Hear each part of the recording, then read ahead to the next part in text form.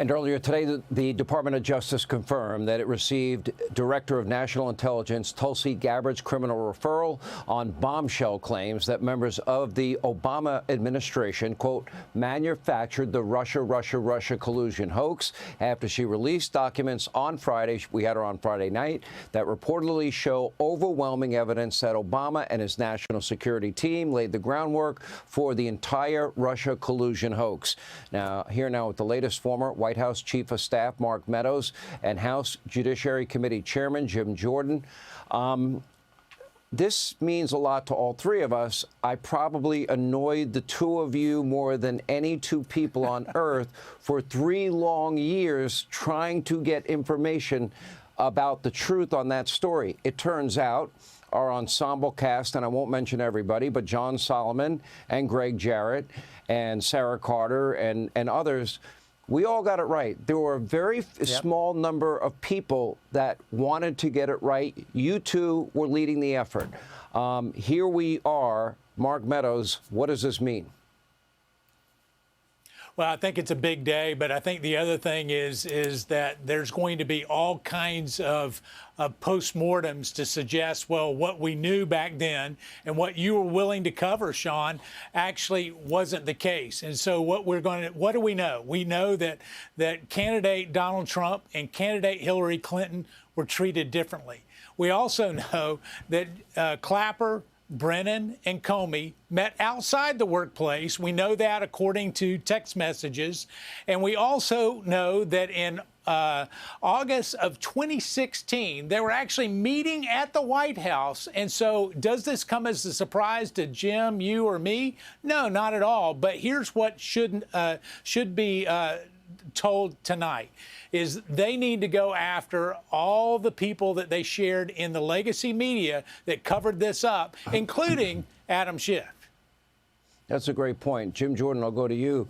To me, this grand conspiracy investigation that Kash Patel has now opened a number of weeks ago, I think a lot of this is going to come down to whether or not what we refer to as the deep state, and there is one, and whether or not there were people within our government knowingly lying to the American people, spreading propaganda for the purposes of tipping an election to one side over the other. You can say, for example, the Russia hoax would be one example for 2016, but also the double standard with top secret classified information with Hillary. Or, of course, the Russian disinformation dossier that Hillary Clinton paid for. Then you go to 2020, the laptop from hell, 51 former intel agents that knew nothing about that laptop. Boy, they all sounded like experts. Looks like Russian interference. None of them looked at it. And then you could take it through lawfare in 2024. They went after Donald Trump with a vengeance so they could call him a convict, mugshot him. They wanted to put him in jail. They never thought he would be able to beat the system.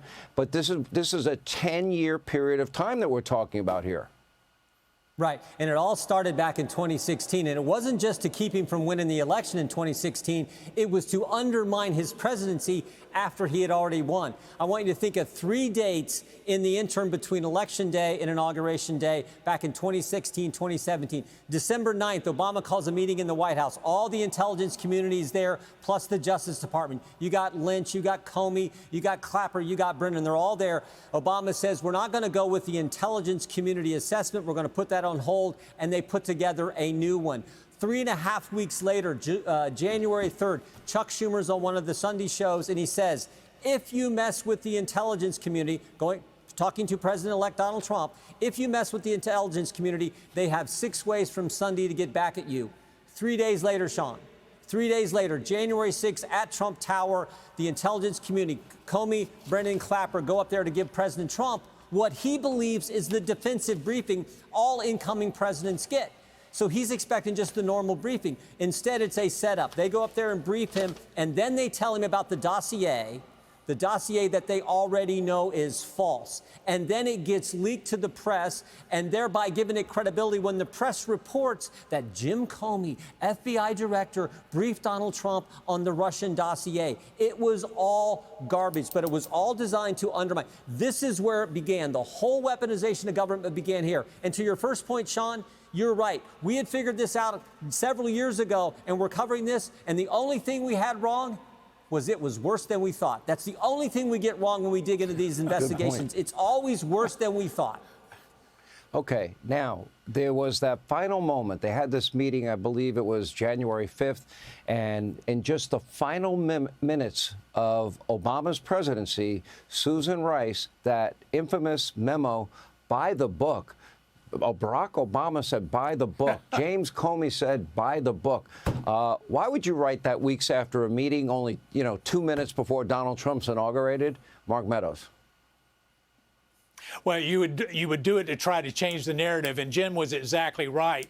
They had spent the preceding days actually leaking to the press so that the press could write a story to actually create suspicion, and in doing so, they created the very story that supposedly they were giving a defensive briefing to the president about. Listen, they knew it would last. They're the best leakers in Washington, D.C., and then when they leak, they investigate their own leaks. Yeah. And so this is what has got to stop, and hopefully it will. Jim, Sean, will anybody... Go ahead. Well, I was just going to say, by the book was just a CYA. That's all they were doing. Everyone understands that. But what they did was a template, because 3 weeks after they go up and try to set up President Trump on January 6, 2017, 3 weeks later, they were successful with General Flynn. They go in and set him up. Remember, Comey testified later, spoke later at a big forum. He said, yeah, we knew it was a new administration. We should have called the White House counsel, but we thought we could get away with it. They set up Michael Flynn and took him out. Same playbook. That is why what Tulsi did, referring this to the Justice Department, God bless her and God bless the Justice Department. They should look into this as a conspiracy for what it is. Thank goodness Tash has said the same thing. This has to happen because this is where it all began. All right, the dynamic duo, Jim Jordan and Mark Meadows. Thank you both. Hey, Sean Hannity here. Hey, click here to subscribe to Fox News YouTube page and catch our hottest interviews and most compelling analysis. You will not get it anywhere else.